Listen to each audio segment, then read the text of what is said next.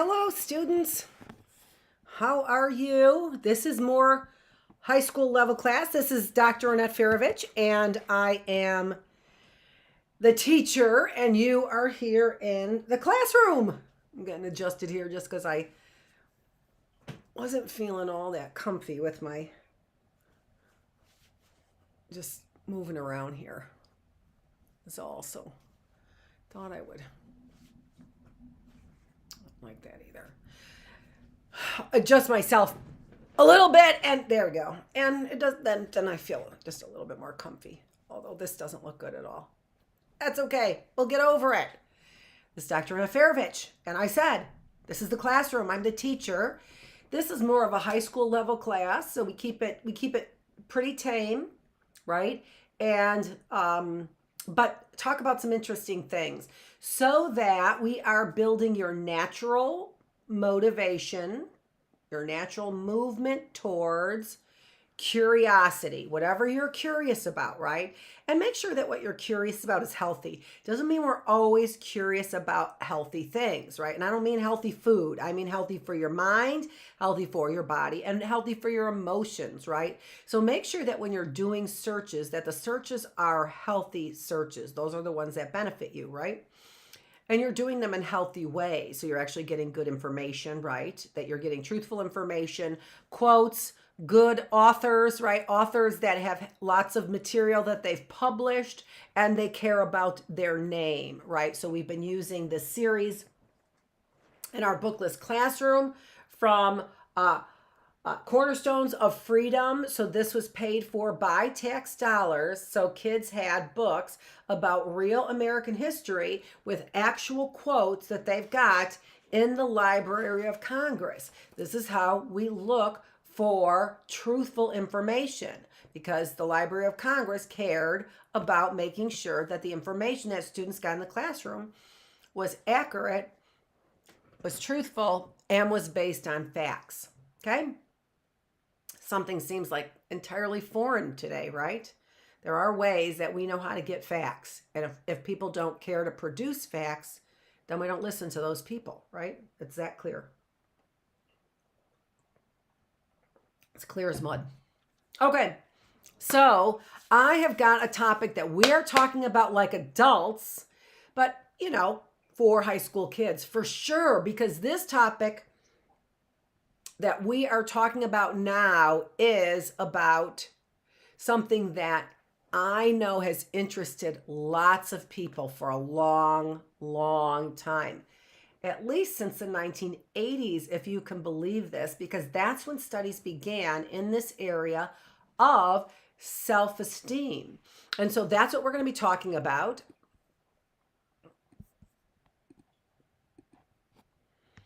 The problem with self-esteem. So lots of people have a lot of natural inclination to sort of dislike the topic of self-esteem or dislike self-esteem in general. Why? Because that's all that people are worried about. And for a very long time, that's all people actually really were worried about, was making sure our children had a certain level of self-esteem. Okay? All right. I'm going to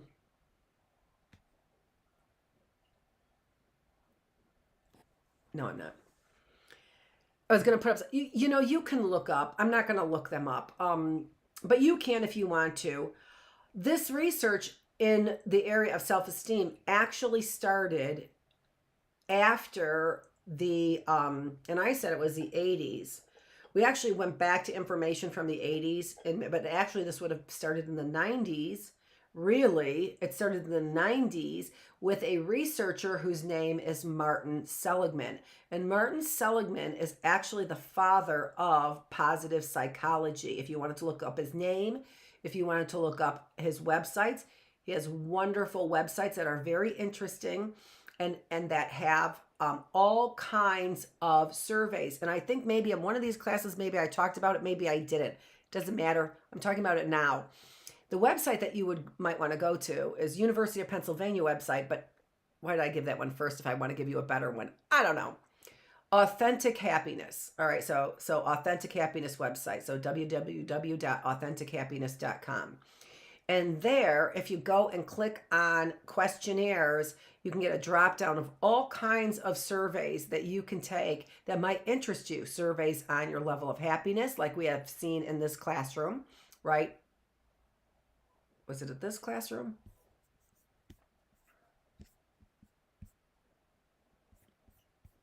I think so. Yes, it was in this classroom, right? So that was called satisfaction with life scale, right? There's also general happiness scales. There are gratitude scales. There are optimism scales. There are all kinds of different feeling scales, and they could interest you. These are real surveys. They're not fake ones. They really are, and you can find them on the internet and other places as well. Most of the surveys that are out there really are generated with validity and with reliability. And what that means is it is a sound survey. Why are most of them out there on the internet reliable and valid surveys? Because most people know enough to go to the experts for surveys. And why would I make one up when I could get an expert survey, especially if I'm not an expert, if I'm just a blogger, right? Might as well get the expert surveys. So these surveys on a website like Authentic Happiness or University of Pennsylvania website, those surveys that they have there on those websites are from university generated. They are generated by universities, right? By university staff, and many of them by this Martin Seligman, or some of them by Martin Seligman, who again is the father of positive psychology and is a social psychologist, which means he cares about social issues. So he's a social psychologist, but he's also a clinical psychologist, which means that he is able to help diagnose and treat individuals with mental illness, some kind of mental illness. Okay. And what he did was he started this research on self-esteem. But he didn't start the research with research on self-esteem. He started the research with research actually on some of the things that we've mentioned but haven't talked in depth about, and that is on what we call learned helplessness, on areas of depression, and more specifically on areas of pessimism. So his research that he first started with actually was research on learned helplessness that developed into research on pessimism. So you can kind of see maybe how, and depression, right? So in the much later days, his research really developed around the area of depression. Okay, well, actually, that's not true. Not the later days, the earlier days. But it didn't start with depression. It developed into ideas of depression, although Seligman studied many other things, really not depression. He measured that as an outcome. Does this lead to depression? What leads to depression? He had a student, and this is important, especially for Michiganders. He had a student whose name was Christopher Peterson. Christopher Peterson is a professor, or was a professor, died suddenly, was a professor at U of M. And what he did was he did the research on optimism and pessimism. So here's where you begin to see early research that was on learned helplessness. I'll talk a little bit about that, probably maybe the next time that we meet. I'll bring up the research that he did on learned helplessness. But I wanted to sort of whet your appetite with, or get you interested. Here that means get you interested in the topic of get you interested in this talk by talking about self-esteem. Okay, because I know a lot of people are interested in it. Okay, so Martin Seligman, the father of positive psychology, started studying with learned helplessness and depression. And how does he end up being the father of positive psychology, right? Well, that ends up happening because he turned his research from depression and pessimism into research on optimism. And now all of a sudden, the 20 years worth of research that he had been doing in this area of negative feelings, right? Negative psychology, if you think about it. He said, why not do something positive for psychology? Instead of really studying and understanding these negative traits, let's better understand human strengths, is what Seligman wanted to do. All right. And so he literally started with research in self-esteem. That's where he started with his turn on to positive psychology. All right.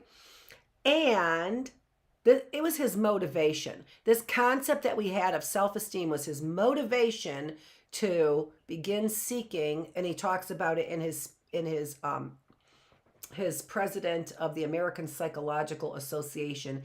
In his speech in 1997, he talks about the things that inspired him to begin this research in the area of positive psychology.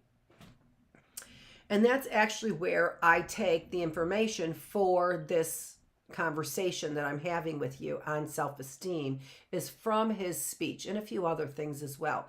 He is the one who defined authentic happiness. So when we were talking about those 3 things, and then he went on to describe them as 5 things, 5 parts of authentic happiness. This is Seligman's work. Okay, so on authentic happiness and on measuring authentic happiness there. So that's his initial work, and then he added a couple other things as well. And remember, what this also has to do with is our self-esteem and the differences in levels of self-esteem. They're so important. They're so important. Not how much do you have or how little do you have, but the type of self-esteem that you have. In the way that we describe this, we call it either you have fragile self-esteem, or do we call it not? We don't call it anything else. So you could have your self-esteem. I have to think about that for a minute. All of a sudden it's escaping me. But I've got the idea of fragile self-esteem. We can also call the other one like mastering, is what we could call it, right? So do you have fragile self-esteem? This is such an interesting thing, or we call it unstable. There we go. Stable or unstable. If you have fragile self-esteem, we think of it as being unstable self-esteem, okay? Fragile self-esteem is unstable self-esteem versus stable self-esteem. How is it stable? How is it unstable? It's similar to joy versus happiness. Happiness is fleeting. Happiness is dependent on the event, right? Where joy is not. Joy is something that is stable in you. Same thing when we're talking about unstable, excuse me, or stable self-esteem. Hold on.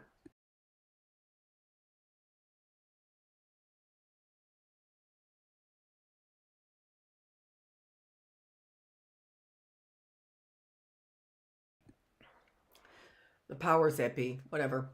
Okay. Not so powerful, whatever.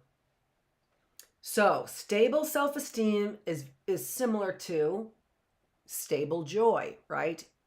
Is it there even when the events do not call for self-esteem? Even when somebody is badgering you and really making you feel insecure about yourself, do you still have self-esteem? Do you still have feelings of self-worth? And isn't that important? Isn't that the most important thing? Especially when somebody is just, lobbing arrows at you, or maybe not even lobbing, maybe really shooting them, right? Shooting arrows at you, shooting verbal bullets at you. Isn't it worthwhile to still have a level of self-esteem? Of course. So this is what we're talking about stable versus unstable, or I think a better word for it is fragile. Let's call it fragile.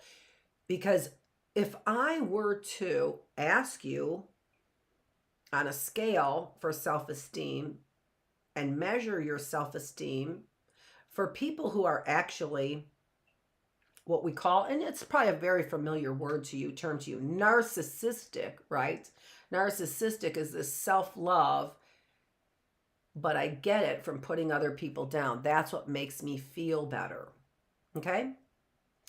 If I were to take a self-esteem test, but I was a narcissist, how do you think I would perform on that self-esteem test? Surveyed, right?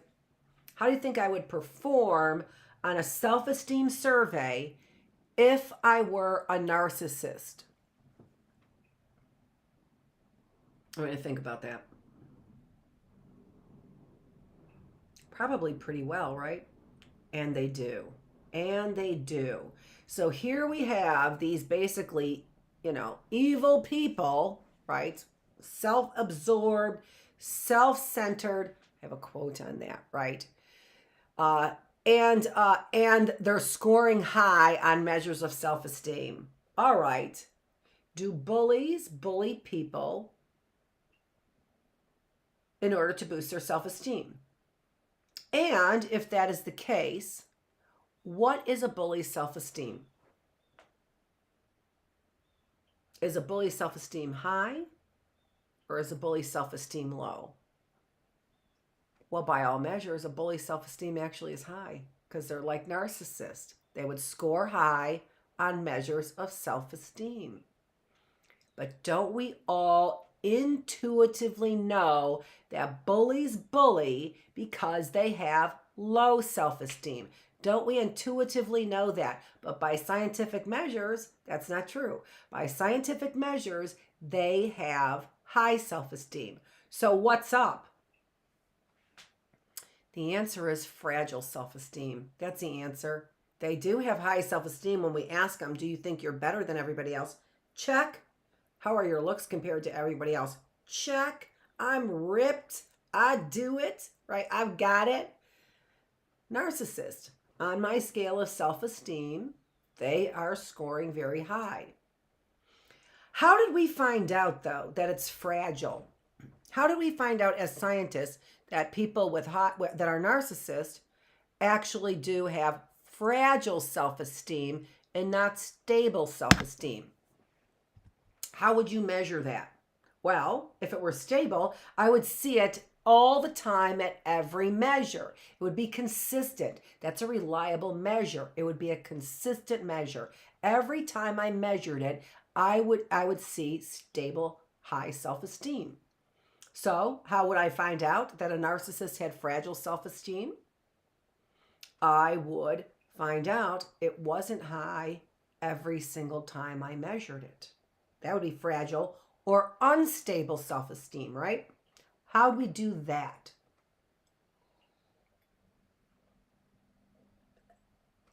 We used what's called an experience sampling method. Who cares? Doesn't matter. You could look it up. Somebody cares. I cared.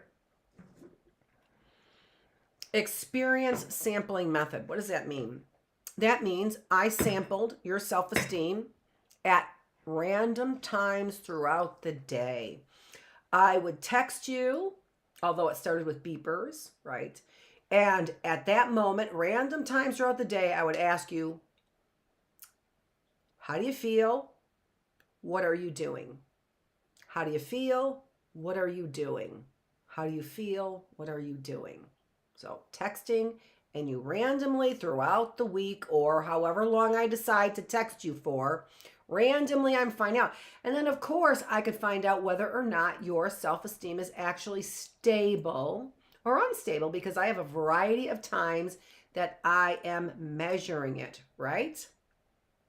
Now let me give you this example from a mom's perspective, okay? So here we are throughout our day, right? I'm drinking this water over here and talking, and I'm getting air up here.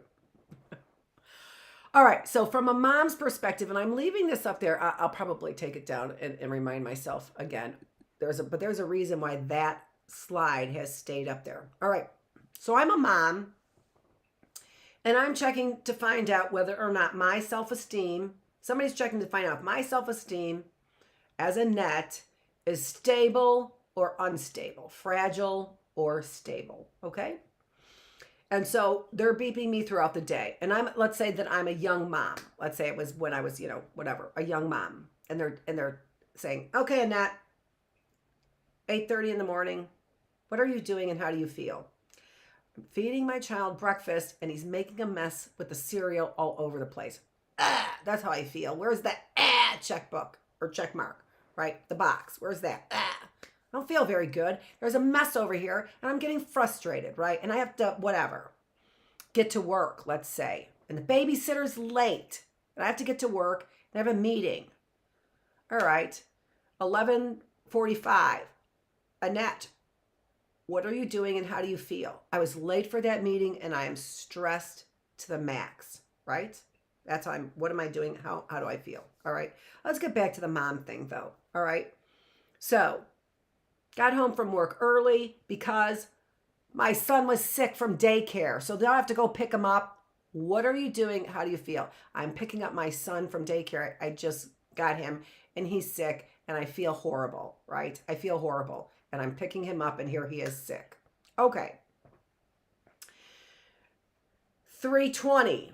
Annette, what are you doing and how do you feel? Well, I have to cook dinner now and my son just threw up, but now he threw up a half an hour ago. I'm still cleaning up the mess, but he's asleep. So how are you feeling? Oh, dear Jesus, I'm feeling, I hope that I don't get sick. All right. And now it's 7:30 or let's say 6:30, 6:35.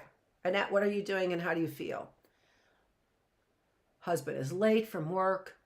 Kids are here, sick one in bed, screaming, and I'm trying to get dinner on the table and he's late. I am stressed to the max.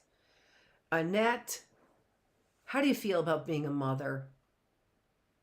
I think it's the best job in the world and it gives me great joy to see my children, my sons growing up and learning and loving and growing. I think it's the best job in the world. Where's that on the scale? Where's that? Do you see? Do you see how interesting these surveys become? So it's very good to find out. I don't know. I'm thinking, is it more interesting to find out from a man than a woman? I'm not even sure. Or interesting to compare them is what I mean. Not more interesting, right? Where the man's answers be different, comparison. Am I getting that? The question right there is am I getting a better measure of what is real self-esteem from a man than from a woman? Because we know that mothers very often say, not all mothers, but mothers very often predominantly say that it is a very fulfilling, rewarding thing to do, to be a mother, right? Okay, well, where does that come from when throughout your day, when I'm measuring you, you are not enjoying yourself? So then what? Then what? How do we get that measure, right? How am I getting high measures of self-esteem in the end, right? Or am I, right? Depending on how I'm getting through that day and whether or not that is really actually bringing me down. I had to clean up, after a sick kid. Is that going to make me no longer have joy in my life? Well, if it's important to me to be a mom, then no, I would look back on that as being very nurturing. And let me tell you something, cleaning up that mess was not my thing to do. If I look back on events like that, I was not the nurturing mother. I was not for that thing. I would ask Stuart. It wasn't like I just said, clean up your own mess. Although after a certain date and time, I said, you will be cleaning up your own mess. You have to make it to that toilet because I can't do it, right? Those things, look at that, right? Look at that. Look at that. And you know what? I didn't have to clean up after they were 2. Both of them I had to clean up after they were, not after they were 2 because they didn't get sick. After they were 5, I didn't. Nobody. You know who got sick? Nobody. Come to my home and I will tell you how to be healthy and happy. I don't even know where that came from. I don't even know. So what we can use this chart for up here, is this, is that We find out how to master something, because mastering something gives us stable, positive emotions. Many ways to master something. That if we become a master, then when somebody bombards us with negative concepts about ourselves, trying to diminish our self-esteem, we know we are the masters. We already know we're the master. So it doesn't really matter, right? You can't take your bullets or your arrows and knock me off of my mastery. You cannot shoot the mastery out of me, right? Okay. Nor can you make me something I'm not. You guys keep trying, but nor can you make people something that they're not. And the harder that you work to become your true self, the less capable they are of turning you or making you or look like something else. Okay. And it really provides real true happiness for us. And we know, as we talked about, that this leads to health in many ways. Those are measures, we've got measures, very basic measures of happiness and cheerfulness. Then we've got other measures of longevity. What is longevity? How long you live. That's longevity. Longevity means how long you live. So we have measures of cheerfulness, of happiness, of marriage, of longevity, right? Of satisfaction with life, and of immunity as well. So wonderful benefits and having these real true joys in your life, real joys in your life. I challenge somebody to watch my video on diversity experts that I have. I have a live video out there. You're only going to catch this in the live video where I have a laughing fit in the middle of it, because I went to go put up a PowerPoint up there, and what I was saying and the PowerPoint did not go, and what I was about to say would have been so politically incorrect that it just cracked me up. Now, because here I am trying to, whatever, it doesn't even matter. Just, I find it to be very funny. Now, that picture that I have of that little boy here, or little girl, I'm not sure what gender this is, of that little one right there. There is a video out there that is a laughing video that I used in my class sometimes. And it is just a little boy who's playing with the zipper on his father. And he is thinking that this is hysterical. And he's laughing with a belly laugh like you can't believe.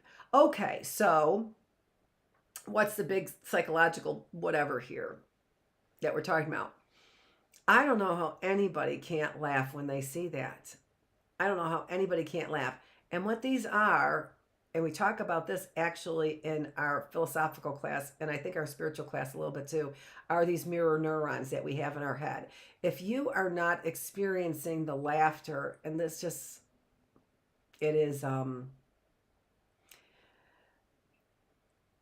I thought about this today, that the only word I keep using it is atrocity, that this is, if you don't have mirror neurons. I can't even imagine the atrocity that would be in somebody's life.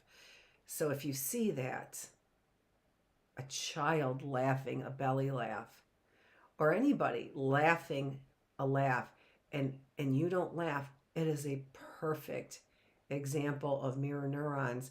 And by the way, researchers and psychologists, it would likely be a very, very good measure of whether or not somebody has mirror neurons, because you cannot escape the laughter when you see somebody else laugh. You have to chuckle. And if there's something inside of you that has no room for chuckling at all, or that you have to be coerced or force a chuckle there because you're psychotic, if you don't, I just said my point.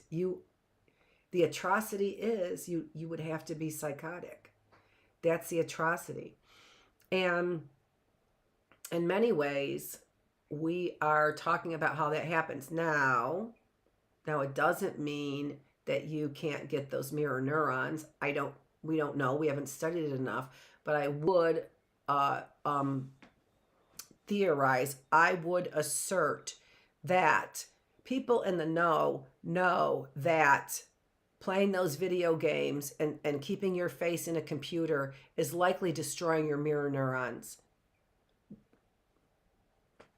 Somebody run with it. You'd be famous. You'd be a famous researcher if you found out, and there's a perfect theory to test right there. And so what you do is people who spend more time on social media, do they laugh less at a belly chuckle laugh? There you go. I just gave it to you. Run with it. I just gave you research that you can run with and likely become famous if you did it, because you just identified people who theoretically do not have mirror neurons. And then that allows you to test in many different ways whether or not they have mirror neurons. Neurologically, you can begin to see what you can test, right? You can test monkeys who spend all kinds of time in front of, and you say, well, that would be, think about it. That would be abuse of monkeys, would it? To put them in front of a screen all the time, but we'll do it to our kids. Oh! What the hell? Sorry. Like you've heard worse. Like you haven't ever heard worse. What the hell? Honest to gosh, what the hell? We won't put monkeys in front of those screens. That would damage their brains. Come here, Charlie. Let's watch this video. Hopefully you're watching me. Moving on. Okay, so now we see the differences there. We see the outcomes of the differences between eudaimonic and hedonic happiness. We have an understanding of the differences between hedonic and eudaimonic happiness. Now, really, it is the encouragement that you need, the understanding that you need about how to get to those higher levels. And by the way, you're likely destroying them with your screens in front of your faces. You're likely destroying all of that higher level thinking. Now, it's not that you couldn't destroy it in other ways. We see very much hedonic individuals, hedonists, right? Individuals who are only interested in their own pleasure.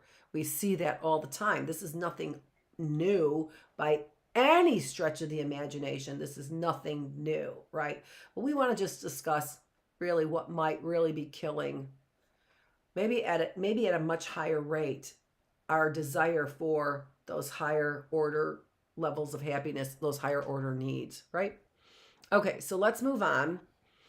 This is the quote that I had a difficult time finding, despite from my memory, I put in self-absorbed, I put in a trip in a car in there, in self-absorbed, and I couldn't find anything. I never found this quote. I had to find this quote in my research that I had done, that I had a long time ago in my PowerPoints that I had from like 2017. I had to find this quote because I could not find it on the internet, which leads me to believe, at least to some level, that something that's positive is being kept from us. Something like this. I could find quotes by Neil Platanga, and they were wonderful quotes, but I couldn't find this quote. How could I do a DuckDuckGo or a Google search and with those words and not find a single hit at all? But many other hits that had less to do with this than the hit I was looking for. I found that online years ago when I put it in my PowerPoint presentations. Why can't I find it now? Why can't I find it now? I think information is being kept from us. In many ways, we're not finding information on things like godliness, virtue, on even things like Eastern understanding of, religion and spirituality in positive ways. You could probably find witchcraft stuff out there, right? You could probably find how to make a bomb or what a meth lab looks like, right? You can find that. But to find something like a quote like this, good luck, Chuck, right?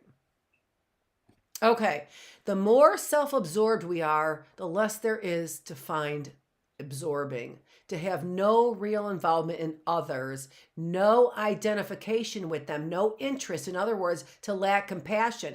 And this is, mirror neurons are a measure of compassion. I called it empathy. He's calling it compassion here. To have no real involvement in others, no identification with them, no interest, because what our faces are on our screens. In other words, to lack compassion. What is that creating? It's creating a lack of compassion, along with this systematic, whatever, use of masks, right? We absolutely psychologically know that that likely would make mirror neurons not develop, because we're not getting the cues of the facial features that we need to understand emotion. We had to wear those masks. That's systemic. That's a systemic attack on our mirror neurons. I've been telling you that they're using psychology against people. I've been telling you that for a very long time because I see it playing out everywhere. It's playing out so much, it's like a big joke is what it's like. It's like a big joke. It's like I'm being surrounded by actors who are just really there to study people, as I've been saying for a very, very long time. Is to shrink one's world down to the cramped precincts within one's own skull. So to have no real involvement in others, no identification with them, no interest. In other words, to lack compassion is to shrink one's world down to the cramped precincts within one's own skull. Isn't that what these games do? They shrink us down to the precincts of what's in our cramped own skull. Of course it is. It's me time. It's the me generation, right? What's in my own skull is my perception, and everything outside of my skull is what? Uninteresting, not part of who I am. And there's not enough there for one long solo trip in a car, let alone for a lifetime. And we know that because you guys have nothing to say. So you gamers who are sitting over there with your face in the screen, you got nothing to say. You have nothing to say. You've lost curiosity. You've lost interest in the world. Doesn't that make you sad? Really, honestly, doesn't that make you sad? Because if I heard that I might be losing mirror neurons because I have a face in a screen all the time, that might really, really scare me. And if it doesn't scare you, maybe it's too late for you. Okay. Now, I'm gonna leave my face up and then we'll take it while I give you the sort of the background. So this is the first studies, or first, when I was telling you about Martin Seligman was doing the APA, right? So his speech to the American Psychological Association in 1997 as the president of the American Psychological Association. What he was doing was he was putting forth his agenda to begin moving psychology into the area of positive psychology. So prior to this 1997, all of these positive traits have never been formally studied. Now just think about that. Now it makes sense, right? Because we've been trying to study mental illness. So from the very beginning of Freudian theory, we were studying mental illness. So this does make sense. But no, it doesn't. There's no rational part of individuals that can say, you wouldn't study love? Hello? Ask me the most important event in my life and I will tell you a story of love. And as psychologists, we're not studying love? Really? Really? How stupid is that?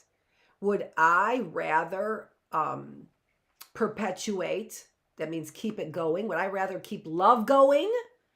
Or would I rather keep hate going? Would I rather perpetuate love? Would I rather perpetuate hate? Would I want to keep love going or would I want to keep hate going?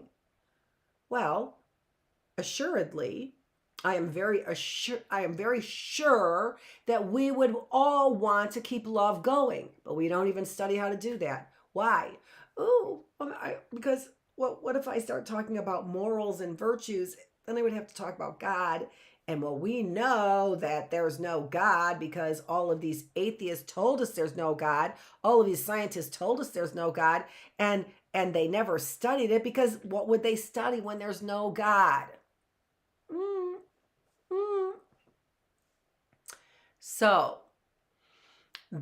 we haven't studied this, and so this is really the first attempt as psychologists to study things like love, courage, responsibility, honesty, and how those things play out in our health. Because we know, we'll just start with knowing as Christians, we know that somebody who lives a sinful life cannot be healthy because of the guilt and shame. Now, there's lots of people who experience guilt and shame for no reason, right? So or for reasons that aren't their fault, right? There we go. For reasons that aren't their fault.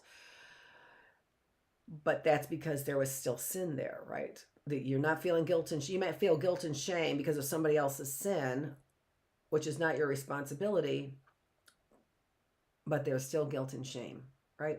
Okay. All right. So why are we studying all of those kinds of things, but not studying, like I said, responsibility and courage, that we know that these things end up leading to, as we've seen, good health. But again, now those studies originally started in about the 1970s on health, but we've known that then for a very long time. An early study on responsibility demonstrated that individuals who took no responsibility died on average, I think it was 18 years earlier, on average, died. Let me clear my throat again. Thanks, weasels. Trying to make it sound like whatever. They're trying to make it sound like whatever. Doesn't even matter. It doesn't even matter. Okay, so let's bring ourselves now to studying this. What brought us to studying self-esteem? Seligman is saying that why do we have, and it basically started with an outcome of the school shootings, and very specifically the very first mass shooting. I don't know if it's a very first, yeah, I'm pretty sure it's got to be the very first mass shooting in the school, in particular by an affluent student, right? An affluent young person. Affluent means that they came from a rich neighborhood. They had money. These kids had money. So here we've got kids we see in high school that appear to have everything. They appear to have everything, and yet they are still then shooting up a high school. Why? What is their thinking? And so Seligman studied this from a behavioral perspective. Like, what is the behavior that leads somebody to act out in this way, right? And the emphasis in Seligman's reporting and understanding of this all comes with our understanding of self-esteem. He starts with two epidemics, and he calls them epidemics. So for high school kids, I'm going to use some big words right now.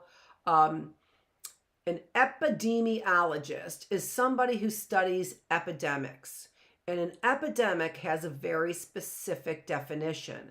An epidemic is something that either affects a lot of the population and or could be in addition to or instead of, it rises at great rates.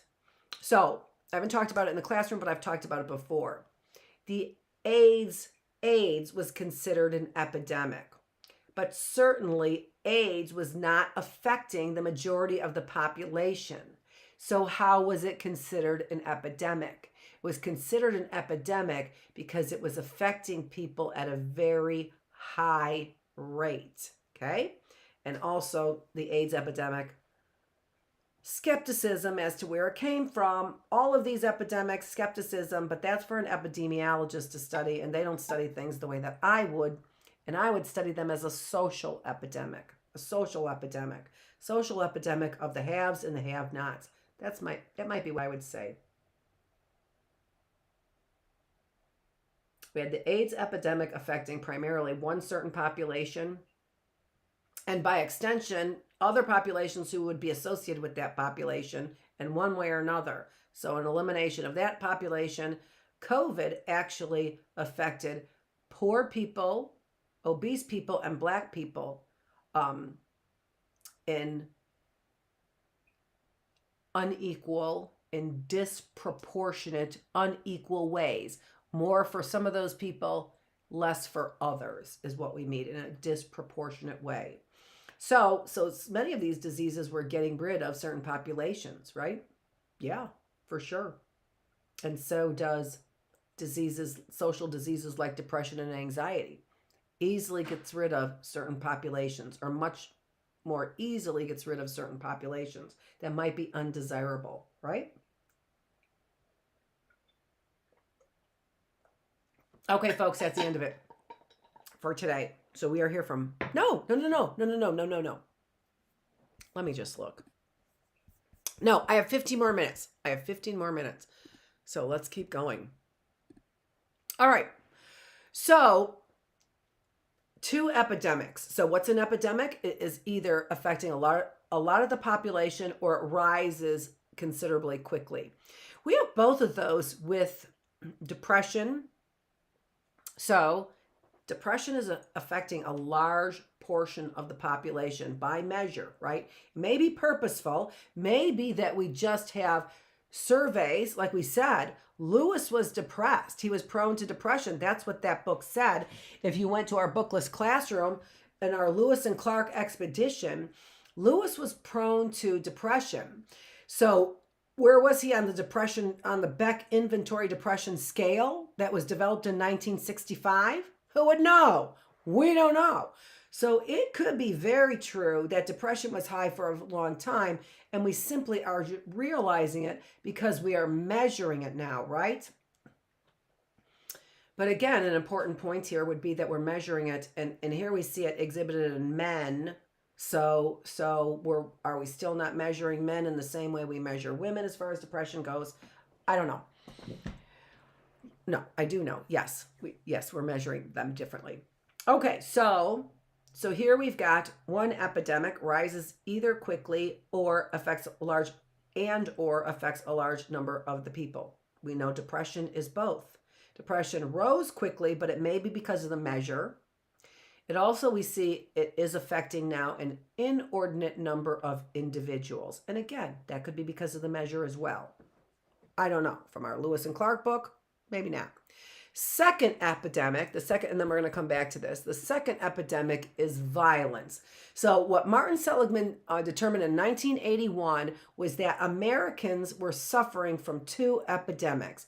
The epidemic of depression and the epidemic of violence. And what he said is that both of these epidemics, okay, so violence, let's get back to the epidemic of violence. So violence can, what? Rise quickly in the population. That is absolutely true. The biggest problems for teachers in the 1950s were talking in the hall, and this is a study, talking in the hallway and chewing gum, right? No longer that case. Definitely worried about school shootings and worried about even protecting and giving our kindergartners resources and preparedness, getting prepared, right? Training to be prepared in case there is a school shooting. So even for our kindergartners, we can see the inordinate rise in violence, right? So certainly a great rise in violence. How many of the people are affected by actual violence? Well, certainly a greater rise in the number of people who are affected by violence. And I should take a look at that a little bit more closely. But we know, for example, police shootings, right, are on the rise. Just as an example. And that comes to my mind because of the Washington Post has begun in 2015, began publishing police shootings by race, by crime, by age, and by gender, which was never available in any one place at all prior to the Washington Post making that information available. I will say police shootings remain pretty stable since they have since they have begun collecting that information in 2015. So about 1,000 police shootings per year, and that has remained pretty stable since then. Because I've looked at it every year. Okay, so I don't know to what extent that kind of crime is rising, right? Is it rising? I don't actually even know, right? Because we had, police misconduct in the 60s, right? So when they started integrating the classrooms, right, we saw police misconduct during the civil rights movement, right? So I don't know to what degree, but we do see, if we just looked at school shootings, that kind of violence certainly has risen at a dramatic rate as well. All right, so those are our parameters that we're talking about. Those are the boundaries that we're talking about when we are looking at violence, measuring violence as an epidemic, and when we are measuring depression as an epidemic. Okay? All right. Now let's take a look at the facts. So Seligman wants to introduce the evidence for why he says this rise in that depression is an epidemic and that violence is an epidemic, but more so what he wants to focus on is that his theory is this has everything to do with the self-esteem. Well, all right, maybe not everything. It has something, a large part of it, and certainly not everything. But he's saying that there's a chunk of this that is due to the self-esteem movement. Now, let me talk a little bit about that self-esteem movement for a second, because I'm very familiar with the self-esteem movement. I've been interested in self-esteem and the concept of self-esteem since I was much younger, and certainly at the very beginning of my career in psychology, it was a big interest of mine. In the 1970s, probably in the 1970s, 1980s, we began to realize that self-esteem was an important trait for our children to have. To have high self-esteem or low self-esteem was associated with everything. All right? Everything. So, high self-esteem